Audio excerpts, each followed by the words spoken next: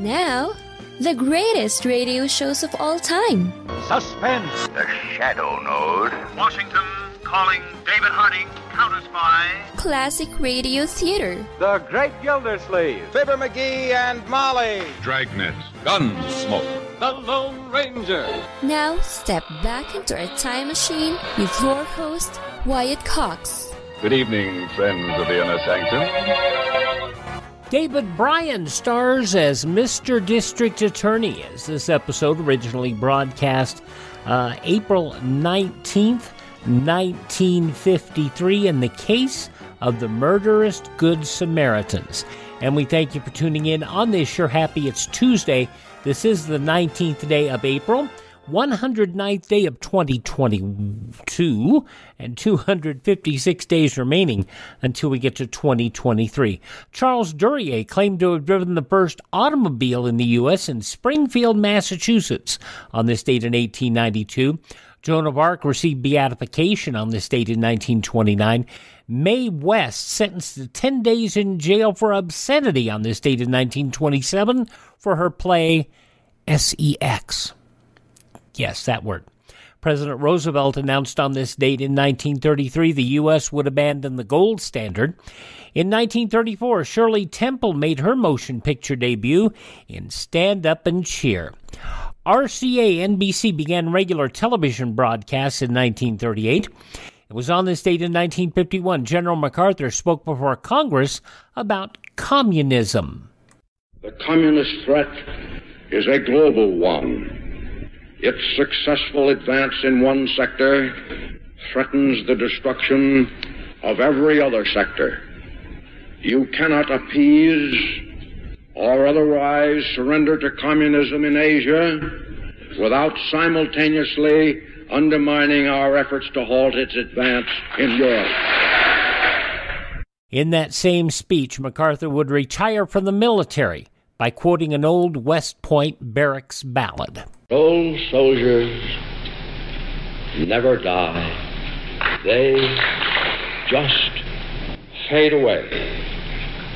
And like the old soldier of that ballad, I now close my military career and just fade away. General Douglas MacArthur retiring on this date in 1951. Actress Grace Kelly married Prince Rainier III of Monaco on this date in 1956.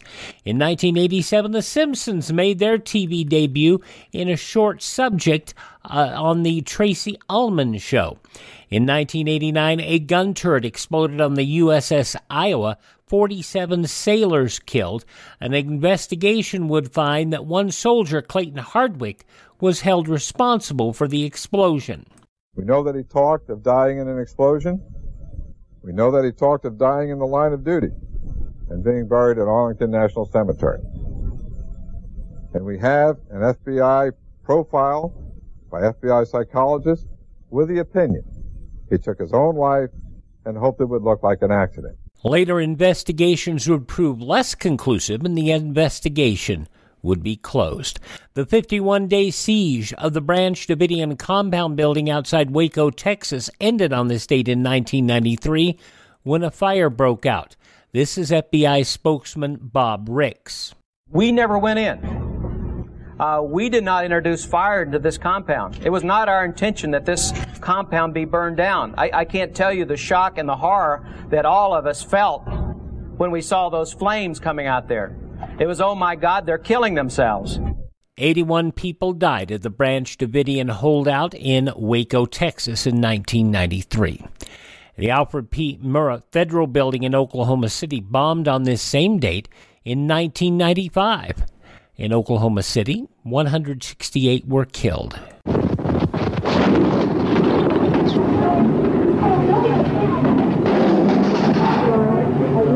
Everybody, let's get out of here. Now. Federal building on 5th is going to be your main target. You have half of the building collapsed all the way from the roof down. The building north of that on 6th Street, you've got the roof completely gone, and it looks like it's caved in through a couple of floors in that building. It's very frustrating for firefighters because there are some areas where we're reaching and touching people, but we just can't get to them. They were carrying several children out of the building, giving them to parents, putting them in their arms.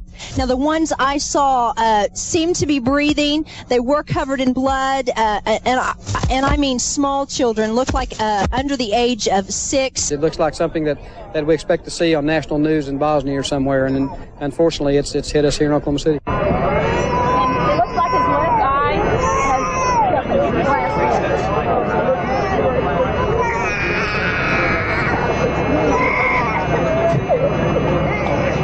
The bombing in Oklahoma City was an attack on innocent children and defenseless citizens. It was an act of cowardice, and it was evil. We will find the people who did this. When we do, justice will be swift, certain, and severe. I guess we pulled 6 dead babies out and a couple of dead women. And it's just the most devastating. Everything fell on top of it. It's the most devastating thing I've ever seen in my life. It's just like an atomic bomb went off. The ceiling went in and all the windows came in. The whole building shook, and then everything just started crashing down on top of you, and you just kind of hit the floor and waited till it all stopped. Take it home! Take it home! Hold it up! Take it home! Damn it! Go! Let's go, Kurt. Go! Hold on.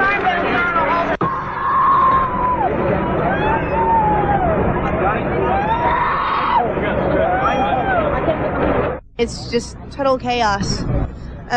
Blood everywhere. We were pulling out bodies and putting them in body bags, just laying them on the ground. It was just unbelievable. Something you'd see in a movie, like a war zone. Just bodies laying around, and it's nothing you'd want to see. Having covered that incident on this date in 1995, I can tell you one thing. There are things that happened that day that will never be reported. There are things that we reported on that date that have been covered up, and the truth will never be known, except that one man truly participated in it, and he was put to death. Joseph Cardinal Ratzinger was elected Pope Benedict XVI on the second day of the papal conclave on this date in 2005, and in 2011, Fidel Castro resigned as the first secretary of the Communist Party of Cuba after having held the title since July of 1961. And the Boston Marathon bombing suspect Tamilan Tizarny is killed in a shootout with police in 2013. His brother later captured hiding in a boat inside a backyard in the suburb of Watertown. And it was a year ago today the Ingenuity helicopter became the first aircraft to achieve flight on another planet. Passing away on this date in history, Vice President Walter Mondale and biologist Charles Darwin and actress Ruth Hussey. This was the birth date of lawman Elliot Ness. Yes, there really was an Elliot Ness. Also, actor Hugh O'Brien, whom I was named after, because he used to play Wyatt Earp on television, and my mom named me Wyatt because she had a crush on Hugh O'Brien and didn't want to name me Hugh, so, it was one of those things.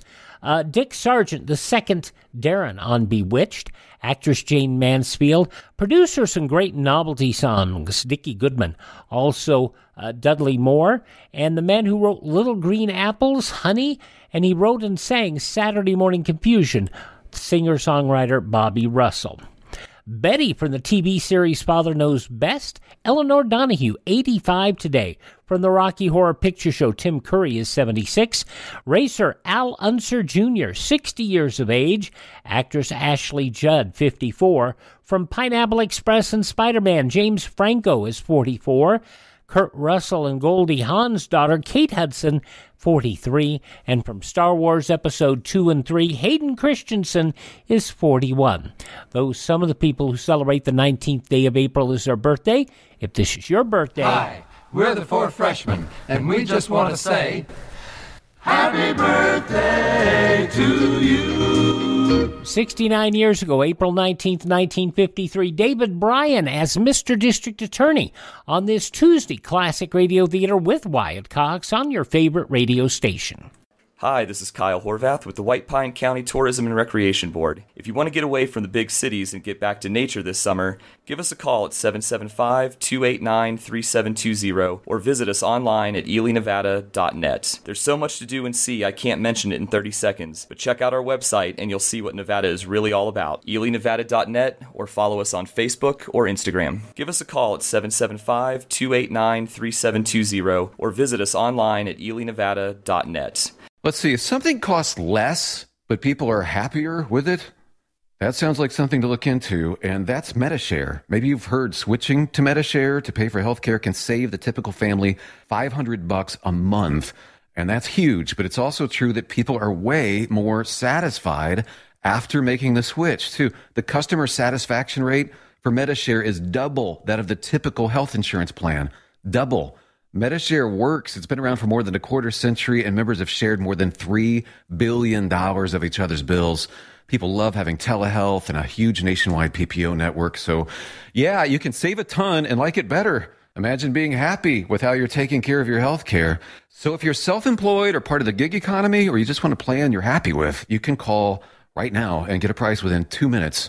A very, very smart use of 2 minutes. Here's the number you need. 833-34-BIBLE. That's 833-34-BIBLE. 833-34-BIBLE. Now on Classic Radio Theater with Wyatt Cox, an episode of Mr. District Attorney starring David Bryan from 69 years ago, April 19th, 1953.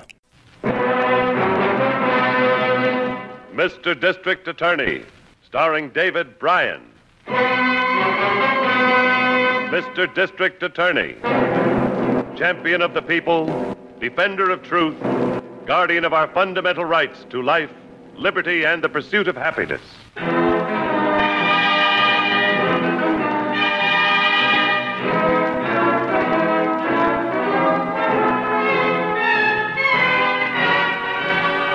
And it shall be my duty as district attorney not only to prosecute to the limit of the law all persons accused of crimes perpetrated within this county, but to defend with equal vigor the rights and privileges of all its citizens.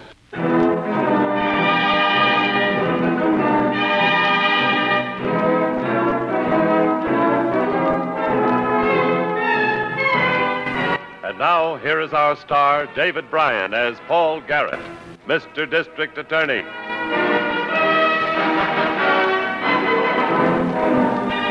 A district attorney knows that murder can strike any place in his county at any time. This case started on a rainy afternoon on an almost deserted highway west of the city. A man is sitting in a stalled car. His face brightens as a tow truck pulls off the road beside him.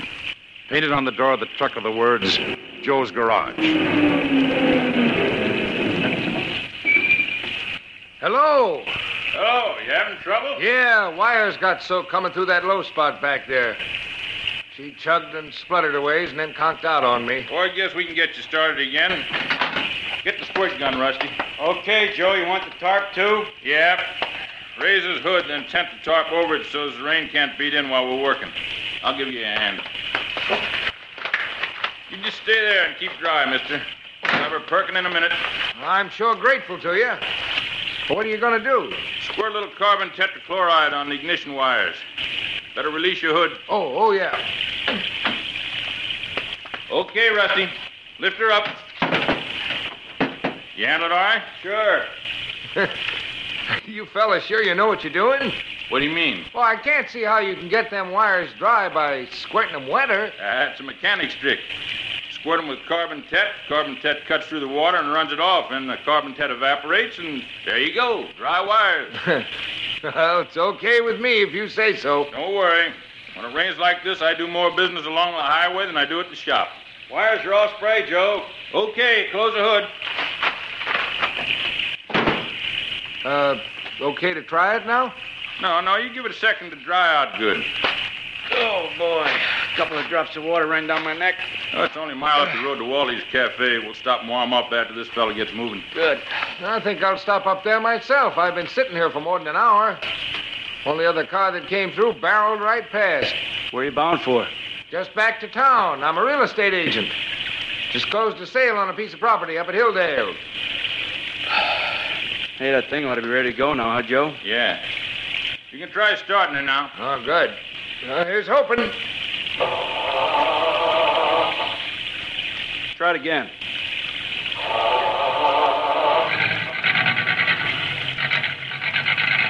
Well, that trick of yours really works, doesn't it? Never missed yet. Missed Bludder a little while until you get moving, but watch the puddles. You'll be okay. I sure wish there was some way of thanking you fellas. Well, that won't be hard to do. The charge is $15. $15? We don't stand out in the rain for fun, mister. You were stuck, weren't you? Yeah, I was stuck, but $15 seems like a lot of money for 3 minutes' work. Now, look, I got a nice warm garage where the prices are regular, but working out here is a little bit different. Charge is $15. I haven't got $15. What are you, a wise guy? You told us you just sold a piece of property. $5 is all I have on me that's my own. The real estate money belongs to somebody else. Well, then you can borrow it until you get home. All right. But don't think I'm not going to report this to the sheriff's office. You report it any place you want. You just pay me. Except for the 5, all the money I've got's in hundreds. You got change? You being funny. I'm telling you, it's all $100 bills. That's the way I was paid. You want your money, I'll meet you at that cafe you mentioned and get change. Wally wouldn't have change for 100 in that crummy joint. The change ain't the problem, Joe. The problem is whether or not this guy's really got $100 to begin with. Yeah, that's right. Let's see the color of your money, mister. You're not seeing anything. I've decided to go to the sheriff's office first before I pay you. You think we're going to stand here in the rain and argue with you? Hey, give me those car keys. Come on, mister. Out. Let go of me. Let go of my throat. Pay up. Never mind the conversation, Joe. You got hands and he's got pockets. No. Stop this kicking, Rusty. Yeah, I'll stop it. No.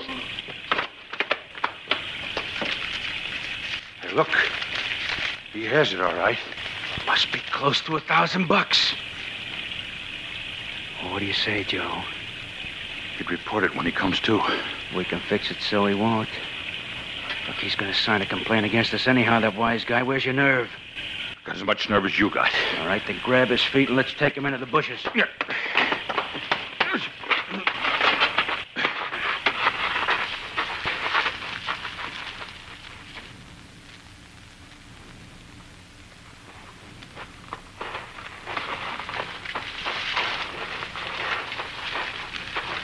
Still mighty wet from that rain yesterday, Chief.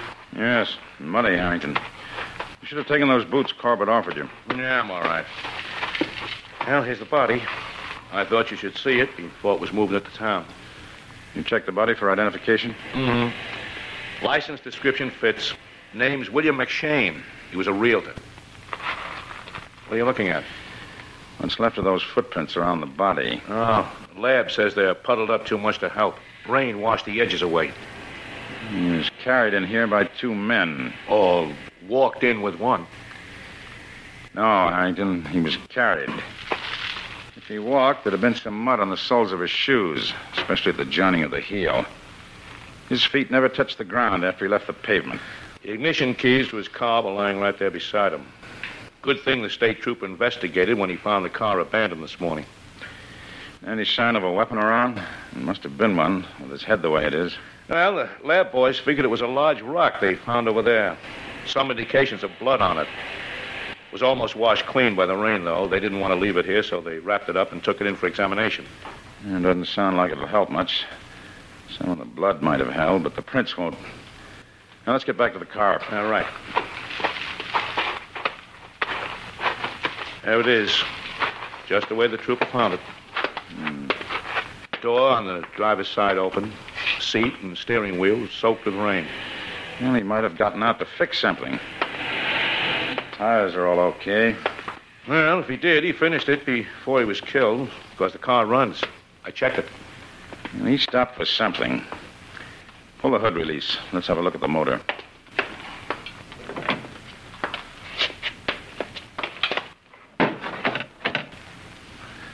There's no sign of any fresh tool marks. Wires haven't been taped anyplace. No, but look. Huh? What? Sort of a thin white film on the wires. Distributor and coil connections, too. I want the lab to check that. Morgan's still here with the mobile unit. You'll be able to work better indoors. Have him tow the car to the nearest garage. What was the name of that cafe we passed? About a mile up the road. You mean where the trooper met us? Wally's. Good. When Morgan finishes, he can radio his findings into the office, and Miss Miller can relay them to us at the cafe by phone. Meanwhile, you and I can get some breakfast. Right.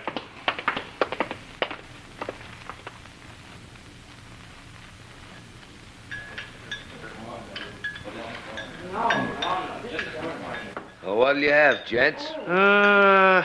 How about ham and Chief? Sounds good.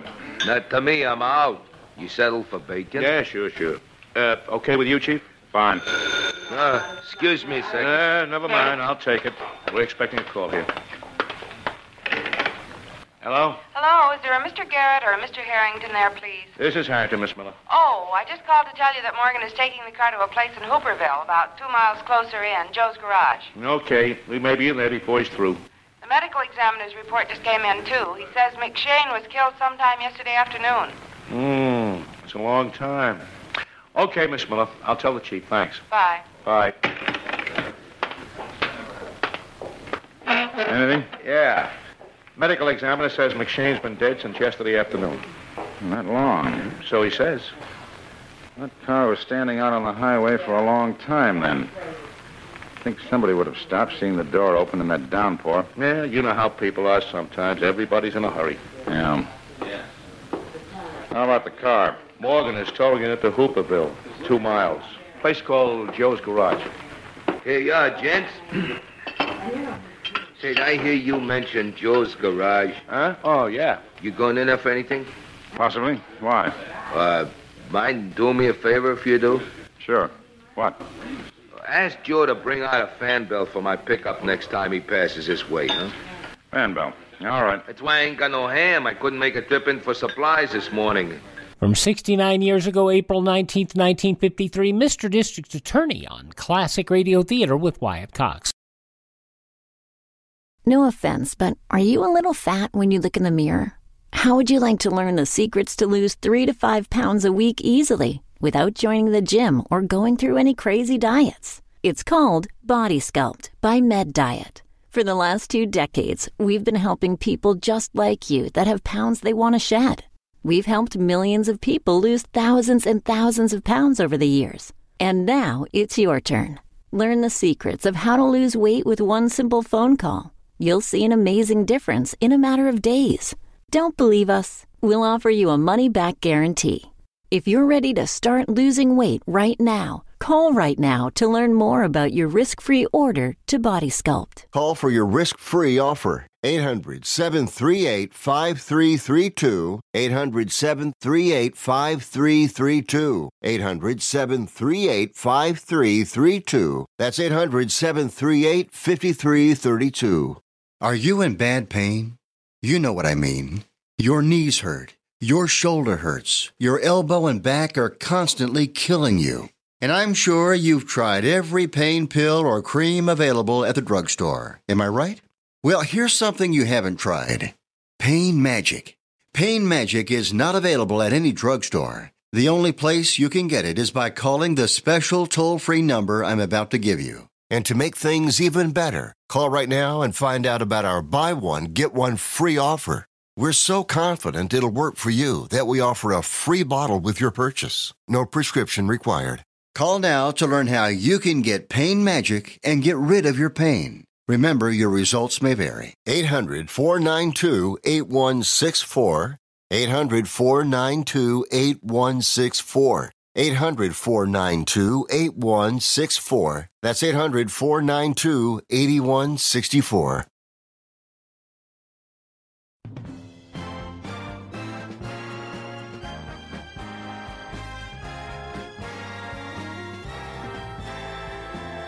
Thank you for tuning in to Classic Radio Theater on your favorite station on this Tuesday. And we are listening to an episode of Mr. District Attorney, as it was originally broadcast on Sunday, April 19th, 1953, in the newspapers of that Sunday. 69 years ago, these were some of the headlines. Allied and Communist liaison officers meet today to set the date for resumption of full-scale armistice talks, that despite ominous attempts by communist prisoners to make a propaganda show of the exchange of 600 Allied and 5,800 Red sick and wounded beginning tomorrow. Chinese prisoners at Pusan, bulky and troublesome for 3 days while awaiting exchange, were ripping their newly issued uniforms, wrapping their beads in dirty towels, and refusing to clean themselves. A riot of able-bodied North Korean war prisoners on Yeoncho Island Friday night quelled by Allied guards with shotguns. 4 Reds were killed, 45 wounded. Marines in full battle gear captured an atomized beachhead by land and helicopter yesterday as the dust settles from one of the biggest nuclear explosions ever set off in the United States. In the first storm, public maneuvers for the Marine Corps, some 2,200 Leathernecks, 300 of them in 40 Sikorsky helicopters, mopped up an enemy position still radioactive from a pre-dawn blast so powerful it was heard 250 miles away. The helicopters leapfrogged their cargoes of fighting men over advancing ground troops to positions little more than a mile from the completely disintegrated 300-foot tower, atop which the Atomic Energy Commission detonated a top-secret nuclear device at 4:30 a.m. Las Vegas time. President Eisenhower's headquarters yesterday announced plans for his cabinet and Vice President Nixon to join in the chief executive's peace offensive against Russia. White House Press Secretary James C. Hagerty listed 4 speeches top government officials are scheduled to make during the next 2 weeks and said each will call on the Soviet Union to support Eisenhower's plan for world peace. Secretary of State John Foster Dulles challenged the Soviet Union last night to accept President Eisenhower's total peace plan and thus end a black chapter of distrust and open a bright new chapter of peace and goodwill throughout the world. In a major foreign policy address before the American Society of Newspaper Editors, Dulles said Eisenhower had opened the door to the Mansion of Peace and invited the Soviet Union to come on in. Those some of the day's top news stories as reported in the newspapers of Sunday, April 9th, 1953, on your radio, Mr. District Attorney, which continues now on Classic Radio Theater with Wyatt Cox. Tried to get him on the phone a couple of times yesterday, but I didn't get no answer. Well, Ray might have kept him busy. Yeah, I guess so. I just missed flagging him down on the road yesterday afternoon. I saw him coming around the curve. I expect him to stop, but he didn't. Just went barreling by in his tow truck. Yesterday afternoon, you say? Yeah, about 4 o'clock, headed for his garage. I should have run out and signaled him. I sure didn't have nothing else to do. The darn rain. I bet I didn't shove 3 blue plates across this counter all day.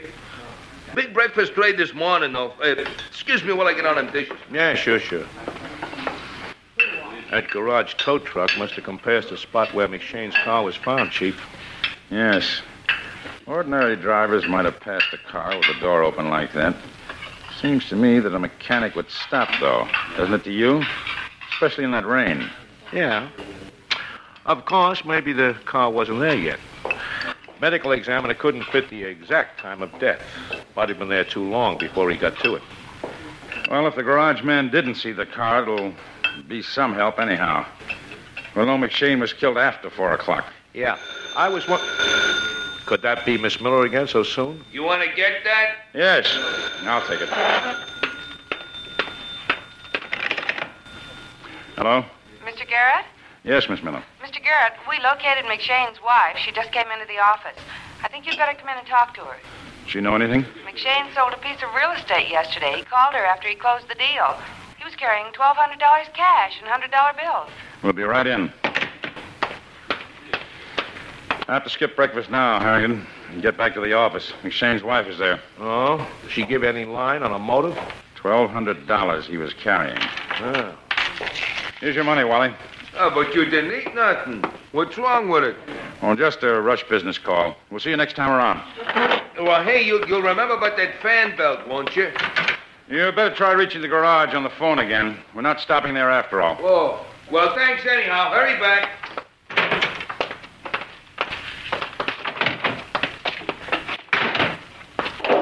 $1,200 in cash. You know what it sounds like to me, Chief? What? Somebody who knew he had that money followed him and forced him off the road. Yes.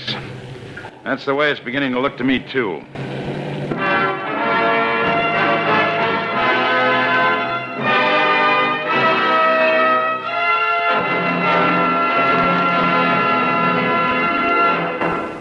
April 19th, 1953, Mr. District Attorney on Classic Radio Theater with Wyatt Cox. Are you suffering with arthritis or osteoporosis? Do you have diabetes? Did you know that these are just two of the hundreds of diseases that have seen improvement with Dr. Wallach's incredible longevity products? You can't get them at a health food store. The only way to get them is to call us at 800-214-0065. That's 800-214-0065. Do you have heart disease, fibromyalgia, or high blood pressure? Do you have a terrible time losing weight? Dr. Wallach can help. He was a veterinarian and cured diseases in animals. He felt that he could do the same for humans, so he became a physician. Over 50 years of research and helping people like you goes into every bottle of Dr. Wallach's amazing discoveries. Do you want to feel better?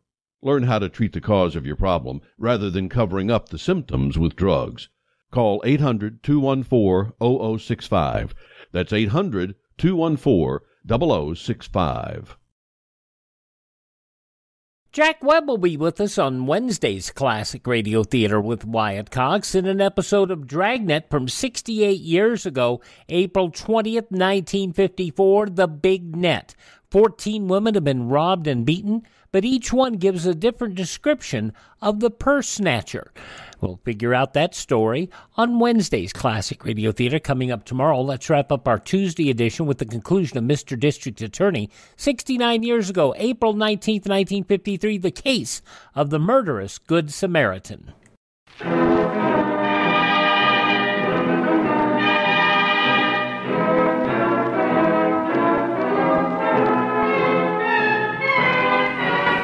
And now back to David Bryan, starring as Paul Garrett, Mr. District Attorney.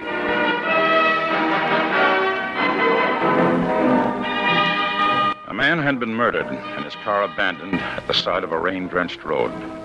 His wife gave us our first indication of a motive, $1,200 in cash that the dead man had been carrying. We questioned her further at my office. How did you know your husband was carrying the money, Mrs. McShane? He telephoned me from upstate after he made the sale. It wasn't a cash transaction, a little bit unusual? No, not with the Atherton sisters. Mrs. McShane, did your husband have anything else of value on him? Anything of his own, I mean? I don't think so. Jewelry of any kind? Oh, a wristwatch. That's all. There was no watch on the body, Chief. Do you know what make it was, Mrs. McShane? No, I just know he had one, that's all. He wore it all the time. I never gave it no special notice. Could you describe it? Gold, leather strap. I don't know. All men's watches look the same to me. Well, would you know it if you saw it again? I don't think so. I don't know. Can I go now? Yes. Thank you for coming in. Here, let me get the door for you.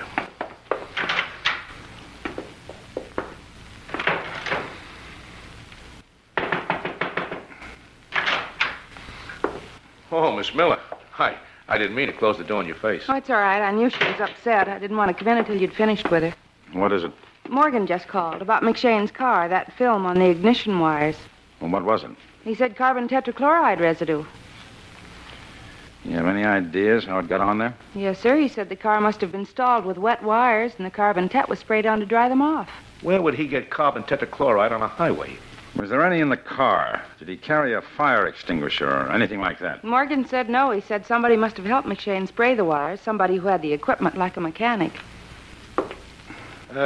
Chief, that guy at the roadside cafe, Wally, he said that... I know. The tow truck from Joe's garage. Go to the teletype room. Get out that query to the Atherton sisters on the serial numbers of those bills. And then meet me down at the motor pool in the basement. We're going to visit a guy named Joe.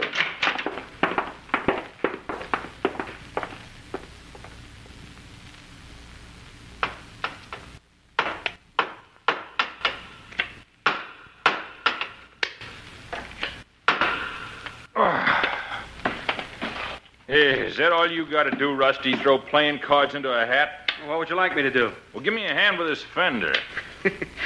No, thanks. I'm no grease monkey. I only work for you when it's raining. Oh, you're a sweet guy. A real sweet guy. When it comes to taking the gravy. So what? Well, I think it's a good idea to keep working, that's what. So who's stopping you? You! Hey, here's another customer. Work yourself to death.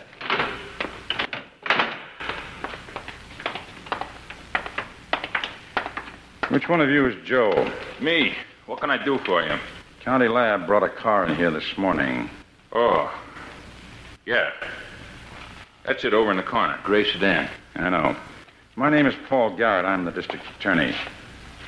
Sometime late yesterday afternoon, during the rain, that car was parked off the road about a mile past Wally's Cafe out on State Highway 27. It was stalled with wet ignition wires. Somebody fixed it with tetrachloride spray. Wally said he saw your tow truck pass out that way at about 4 o'clock. Yeah. Yeah, I guess he did. Did you see that car out on the highway yesterday? Well, I can't say for sure. Yeah, maybe. I guess you're going to be busy for a while, huh, Joe? I'll call you later. Sure. Sure, Rusty, you go ahead. Oh, if you don't mind, I'd like you to wait just a second, please. Sure. I don't work here, though. Just wait. You keep saying maybe about that car, Joe. How about making it yes or no? Well, I did stop for a gray sedan out on 27. Yeah, I guess it might have been that one. Lots of gray sedans around, no? Not yesterday, there weren't. Then you did get that car started? Yeah. Was the driver all right when you left him? Well, yeah, he was all right. You still want me to wait? Oh, I almost forgot about you. No, I was just wondering if you might have been with Joe when he fixed McShane's car. Oh, no. I'm hardly ever around here. He just happened to stop by today. I see. Well, thank you. You're welcome. So long. Oh, by the way. Yeah? I think my watch has stopped. What time have you got? Just 20 past 2. Thanks. Yeah, that's a good-looking watch. Keep pretty good time? Yeah, right on the dot. Looks like you've had it for a long time. Yeah, quite a while. You must have gained a lot of weight since you bought it. Huh? I don't get you. The strap is getting too small for your wrist. A badly worn mark on the leather band there where you used to hook it through the 4th hole. You're wearing it hooked through the 2nd hole now. So long. Yeah, I'd be seeing you around, Joe. Well, Harrington, I guess we might as well get back to the office. So long, Joe.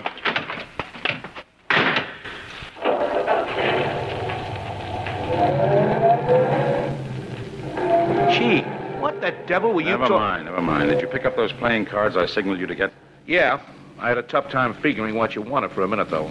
All I could get was a few of them while they were talking to you. They're in my pocket. Now, don't touch them any more than you have to until we get them to the lab. But what's the idea? Well, those cars are greasy. They'll be covered with clear prints. Joe's and that other fellow's who just happened to stop by. I want to know if either or both of them have records. Ah, now I get it. And that wristwatch business. Well, that wasn't his watch. And from the size of him, I figured that his wrist would be just about 2 notches bigger than McShane's.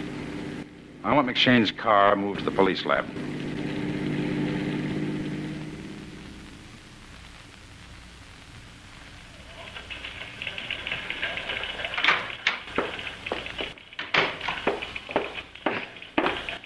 How you making out, Chief?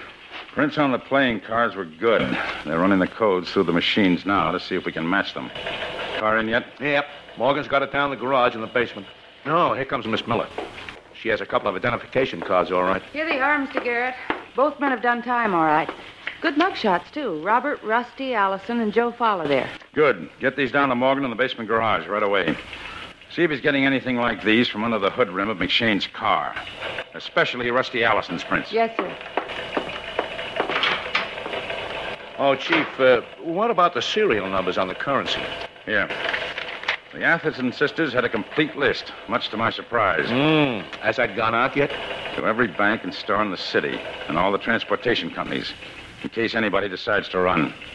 Let's go up to the office and wait for Morgan's report.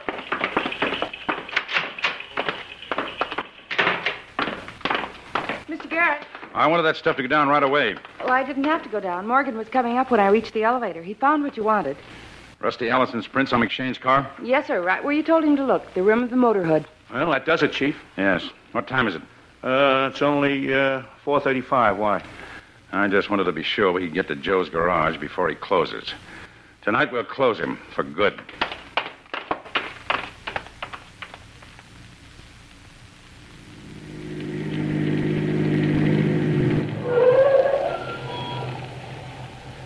Place looks like it's shut down, Chief. Get out and look around. Yep. Locked all right. Only 5 after 5. The service truck is gone. You wouldn't make a run on that. Now, wait a minute. Sign on the door there, written in pencil. Out on service call. An emergency. Phone Elmwood 4677. Elmwood 4677. I've seen that number before, earlier today, and so have you. Huh? Where? When we answered the phone calls from Miss Miller at Wally's Cafe. Hey, that was the Elmwood Exchange. And Wally wanted a new fan belt for his pickup. Come on.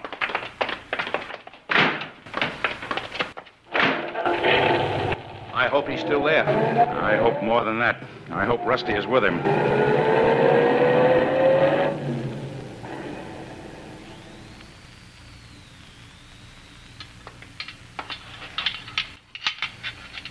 Yeah, that does it.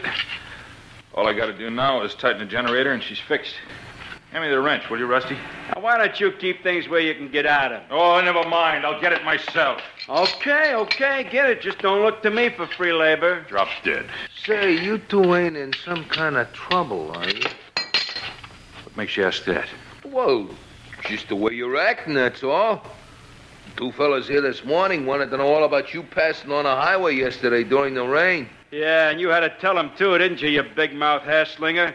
Why don't you go out in front and tend to your cooking? Don't you go calling me names, jailbird.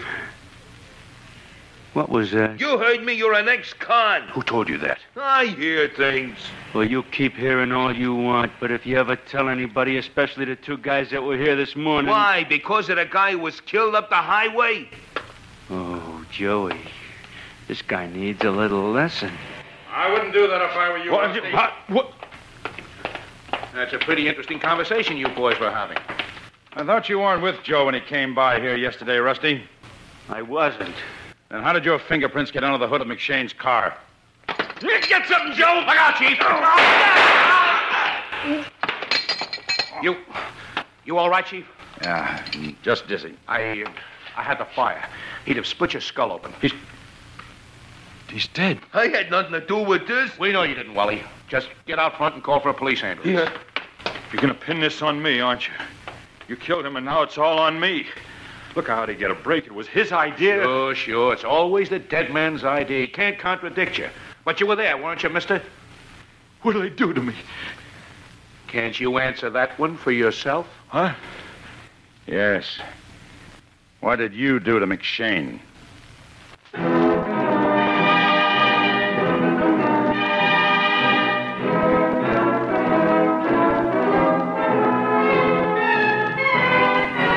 Now, here is the star of Mr. District Attorney, David Bryan, with a word about the program you have just heard.